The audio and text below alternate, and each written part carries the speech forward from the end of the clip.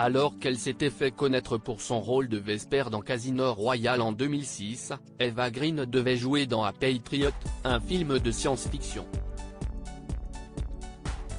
Sauf que la société White Lantern Film, chargée de produire le long métrage, a décidé de mettre un terme au projet en octobre 2019. Mais un procès s'est ouvert ce jeudi, car l'actrice de 42 ans, qui est d'ailleurs attendue à la barre le 30 janvier prochain, a décidé de poursuivre en justice l'entreprise britannique, réclamant notamment son cachet d'$1 million, 918 000 € pour le film, malgré son annulation.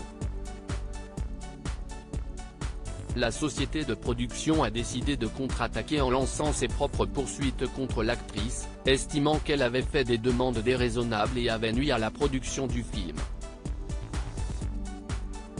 Elle aurait notamment exprimé un manque de confiance et un mécontentement à l'égard de membres de l'équipe de production, et se serait montrée de plus en plus réticente à s'impliquer, en violation du contrat, ont estimé les avocats de White Lantern Film.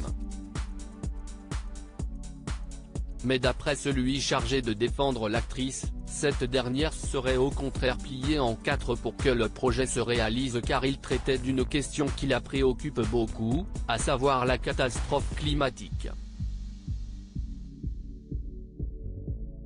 Des insultes par message de discours contradictoires, donc. Il y avait selon l'avocat Max Malin une scission entre les attentes d'Eva Green et le film qu'elle voulait faire et ce que le budget permettait. La production justifie leurs accusations en s'appuyant sur des messages WhatsApp dans lesquels elle aurait qualifié un membre de l'équipe de diabolique, de sociopathe sournois, de menteur et de fou. Elle aurait également traité le directeur de production, Terry Bird, de crétin et de trou du cul fini. Des messages qui doivent être lus dans le contexte de négociations pour le rachat des droits du script pour en faire un film différent, a assuré l'avocat de l'actrice.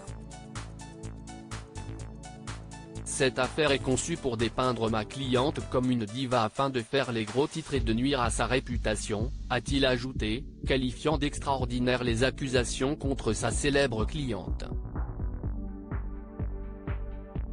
Elle a accepté à plusieurs reprises de repousser le début des prises de vue. Elle a accepté que la production soit déplacée d'Irlande au Royaume-Uni. Elle a proposé à plusieurs reprises d'utiliser une partie de ses honoraires pour financer les coûts de production, a-t-il énuméré dans ses observations écrites.